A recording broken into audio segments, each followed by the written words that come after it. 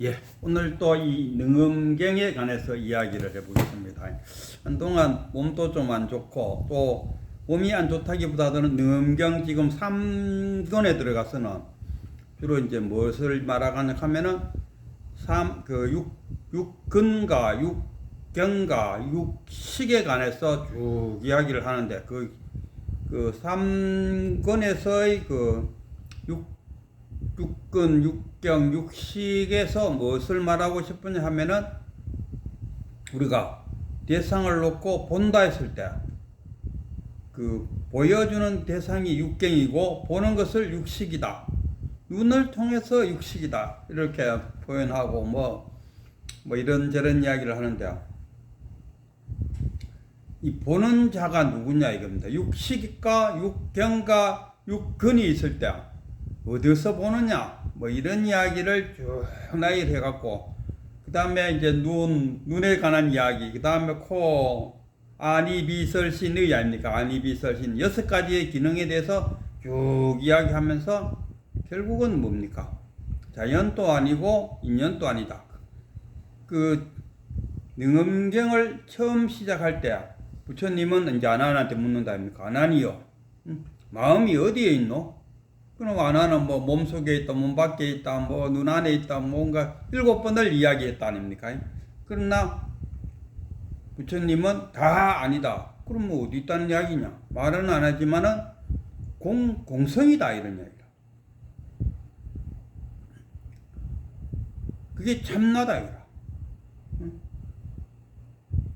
그럼 뭐 무엇이 또 두 번째 질문이 뭡니까? 참나가 무엇이냐?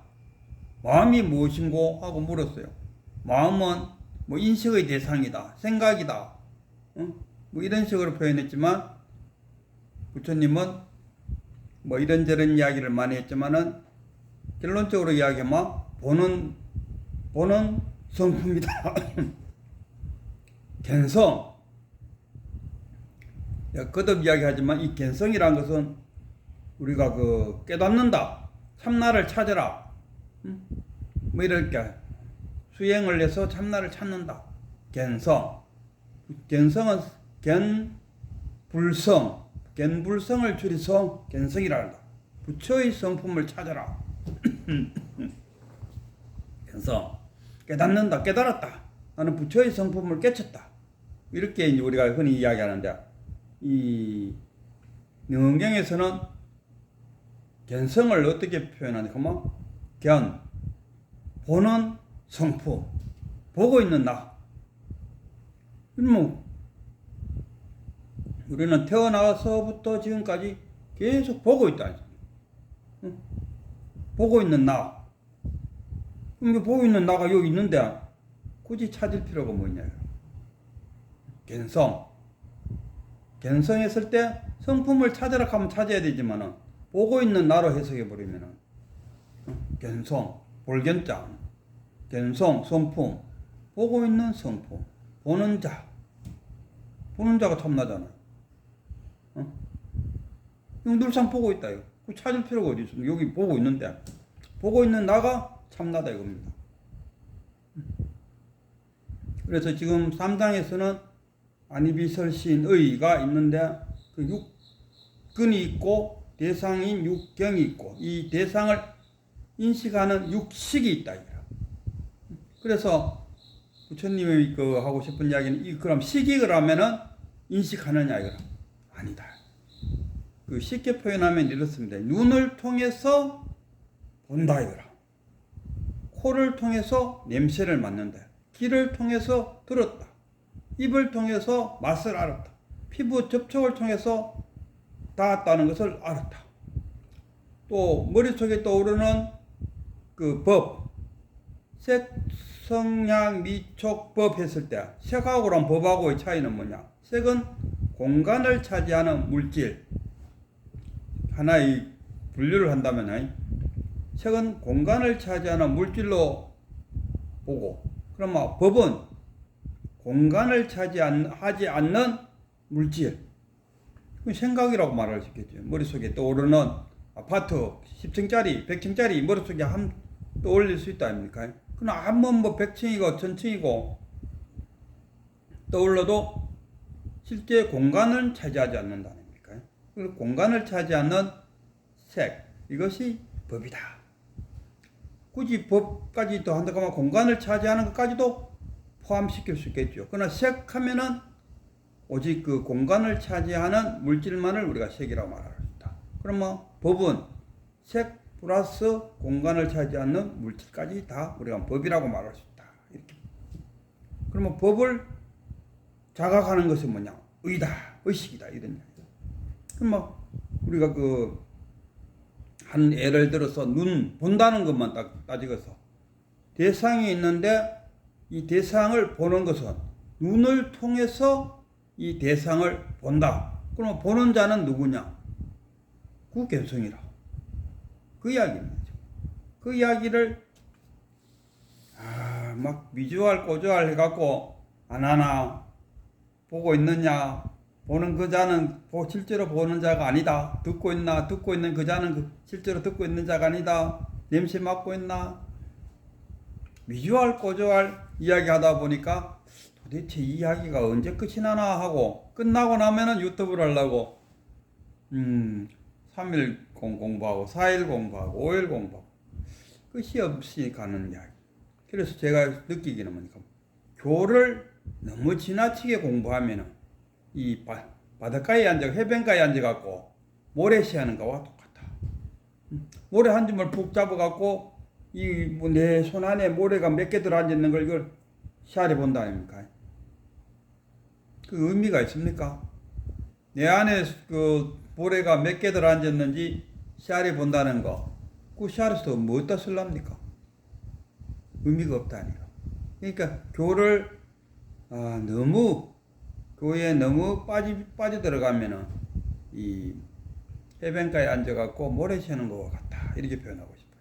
그러면 선은 또 너무 깊게 들어가면은 공에서 넘어서 뭡니까? 무기공에 빠질 수 있어요. 선에 너무 집착하면은 무기공이 빠진다. 그 자기가 교를 공부하고 앉았는데 옆에서 보니까 해변가에 앉아가 모래를 시하려고 앉았어요.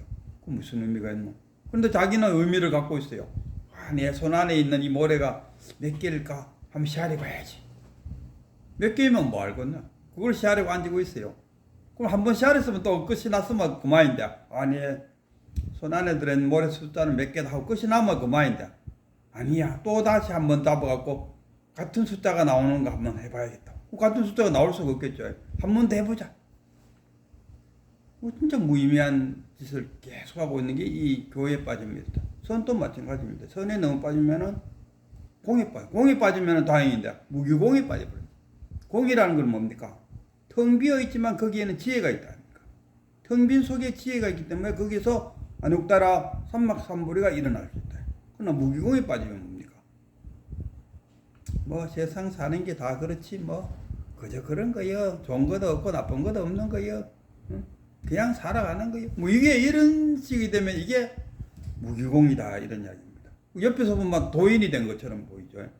싫고 좋은 것도 없어요. 누가 내한테 욕을 한다고 해서 굳이 내가 화를 낼 필요가 없습니다. 이런 식으로 표현한다면은 이 사람은 무기공에 들어가 있다. 우리가 이걸 깨쳤다, 도사가 됐다, 이렇게 표현하는데 이 도사 아닙니다. 어느 절에서 저 동굴에서 내려온 어떤 스님이 와갖고는 절 앞에 또 앉아갖고 아무 생각 없이 자선만 하고 앉았다. 하루가 지나도 이틀이 지나도 자선만 하고 있다. 일반 사람들 보니까 대단한 스님이라고 이야기하는데 정말 깨달은 스님이 눈에 똑 보이거든. 이거는 무기공이라. 무기공이 빠져있는 게, 공에 빠져있는 게 아니고 무기공이 빠져있는 게. 그래갖고 주장자로 좁혀갖고 쫓아냈다. 그러니까 우리가 교를 공부하든지 선을 공부하든지 항상 주변에 스승이 있어야 됩니다. 자기 도반도 스승이에요. 자기가 하는 행위가 그 도반이나 스승한테 어떻게 비쳤는지를 물어보는 것이 참 중요합니다. 자기 생각에만 빠지면은 그는 모래밭 앉아갖고 모래를 씨하는 꼴이고, 무기공에 빠져있는, 자기가 무기공에 빠져있는 줄을 모르고 자기는 그걸 깨달았다고 생각하고 있다면 그건 진척이 없는 거죠. 우리가 깨달았다는 건 뭐냐? 공을 체득하고 그 공 속에서 지혜가 나옴으로써 우리가 일상생활에서 삶의 원동력이 된다 아닙니까? 그 철저히 잘 대처해 나가고 상황에 부딪혔을 때 그 상황에서 적절히 잘 대처해 나갈 수 있는 게 이게 깨달은 사람이지. 그 무기공에 빠지면 뭐합니까? 아이고 냅두라 그래 살다 죽으면 그만이지. 돈은 벌어서 뭐하노? 그냥 밥만 먹으면 되지. 이게 무기공입니다. 무기공. 자기가 무기공에 빠졌는지 바닷가에 앉아갖고 모래를 시하려고 했는지는 그게 빠져버리면은 자기 스스로는 모른다 이런 이야기. 그러니까 그 동굴 속에 저는 동굴 속에 들어가지 말라는 말이야. 근들상 동굴 속에 좁은 곳에 들어가면은 마음도 그만큼 좁아져 버려요.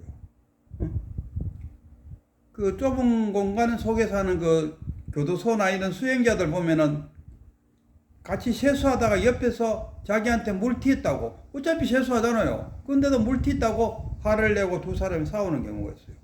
그만큼 마음이 좁아졌다. 절대 그 참선 수행한다고 좁은 공간 속에 들어가면 안 됩니다. 지 혼자 동굴 속에 들어가고 1년을 지내고 2년을 지내고 밖에 나왔을 때 그 좁은 마음으로 이 세상 못 삽니다. 그 사람은 까뜩 하면 아마 무기공 속에 들어가 버립니다. 무기공 속에 빠져요. 그럼 대인관계가 안 돼요. 대인관계를 기피하고 결국 또 동굴 속으로 들어가는 그런 수가 있어요. 그 무기공. 좁은 이 참선 수행할 때는 탁 공처럼 腾보이는 우주가 탁 보이는 이런 공간 속에 앉아갖고 참선을 탁 하면 자기 마음도 우주를 닮아서 마음이 쫙 넓어지면서 그야말로 텅 빈 그 자리를 본다 아닙니까? 그런 수행이 이루어져야지 동굴 속에 들어가서 좁은 마음이 돼갖고 무기공 속에 들어간다는 것은 이건 참 바람직하지 못하다. 또는 해변가에 앉아갖고 이 선사들이 이런 이야기를 해요. 아이고 이놈아, 미련스럽게 그 바닷물을 다 마셔봐야 바닷물이 짠지 안 짠지를 알겠는가?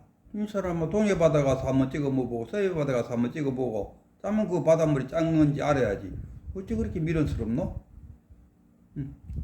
이 교나 선이나 특히나 이 교를 공부함에 있어서 이 교에 빠지면은 이 부처님의 말씀이잖아요. 안내책자에 불과한 겁니다. 깨달음을 위한 안내책자. 깨달음을 위한 이 안내책자에 빠져갖고 일생을 책 보는 데에 마쳤다. 그러면 자기는 서울은 한 번도 안 가보고 서울 가는 안내책자만 보다가 끝이 난다. 이런 꼴이밖에 안 되죠. 우리가 그 의미가 어디 있습니까? 서울에 가는데 의미가 있는 거지. 서울에 가기 위한 안내책자만 평생 읽어봤다. 무의미하지 않습니까? 그는 달리 말하면 바닷가에 앉아갖고 모래를 시하려는 꼴이다. 그래서 제가 읽어본 3권, 이 능엄권은 10권으로 되어 있다.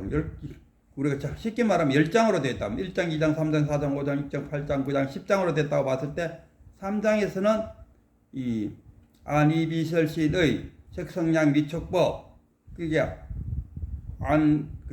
육근과 육경과 육식이 모여서 우리가 이게 18체계라 그래요. 18개의 자기 현상, 18개가 움치갖고 내 세계가 만들어져요. 우리는 각자의 세계 속에 살고 있다 아닙니까? 우리가 같은 이렇게 보더라도 너가 바라보는 세계와 내가 바라보는 세계가 다른 이유가 이 18체계가 다르기 때문에. 그래서 우리가 서로의 다른 세계에서 살고 있는데 그 18체계에 의해서 만들어진 이 세계를 뭐라 하냐면은 현상이다 이런 얘기. 그 현상을 깨고 뭘로 봐야 됩니까? 견성, 보는 성품으로 볼 때 실상이 된다 이런 이야기입니다. 뭐 실상 따로 있고 현상 따로 있는 것이 아니고 자기가 만들어 놓은 18체계 속에 사는 그 자체가 현상이요. 그것을 다 착 물리치고 견성으로 이 세상을 보는 이게 실상이다. 그 산은 산이요 물은 물이다 이 말이 아닙니까? 산은 산이요 물은 물이다 할 때 18체계로 처음 본다 아닙니까? 18체계로 처음 보는 그 산이 산이지. 18체계로 보면은 뭡니까? 그 산을 보더라도 자기의 추억에 의해 갖고 좋은 산, 나쁜 산, 좋은 놈, 나쁜 놈. 그러나 그런 것을 다 떨떨이 뿌리고 견성으로 볼 때, 견성으로 보면은 그냥 산은 산이요. 산에서 아무 그냥 일반 산입니다. 응? 좋은 산, 나쁜 놈, 좋은 놈, 나쁜 놈 말고 그냥 한 사람. 이 견성으로 볼 때, 이게 실상이요. 응? 거기에 자기의 분별심이 들어간다면은 그거는 현상이 될 수 있죠. 18체계가 이루어졌다는 것은 자신의 분별심에 의해 갖고 세상을 보니까 그것이 현상이요. 응? 그것을 다 떨치고 견성으로 볼 때는 그게 실상이다 이런 이야기입니다. 그래서 이게 제가 볼 때는 이 능엄경에서 보다가 실증나는 게 이 3권에서 그 6근과 6경과 6근을 설명하면서 어디에 보는 것이 있느냐 이 설명이 너무나 지루하니까 아마 저도 이 능엄을 보다가 그만 볼까 뭐 바닷가에 앉아갖고 이건 뭐 모래시 하는 거나 다름없네 이 생각이 들었어요. 그래서 3장은 우유도 10장까지 있으니까 일단 3장은 그렇다는 것을 우리 유튜브님들한테 이야기를 해주고 능엄경의 3장은 그러한 내용이고 그러한 내용을 우리가 그 기차 타고 가는데 경치가 참 좋다 아닙니까? 풍채가 참 좋아갖고 가고 있는데 느닷없이 동굴 속으로 쑥 들어가면 깜깜해갖고 고마 기차 여행이 지루하다는 느낌이 탁 든다 아닙니까? 그 순간이 이 능엄경의 3장이다 이런 이야기입니다. 그러니까 동굴을 지나면은 또 다른 또 풍경이 펼쳐질 것이니까 그것을 다음 시간에 또 이야기해 드리겠습니다.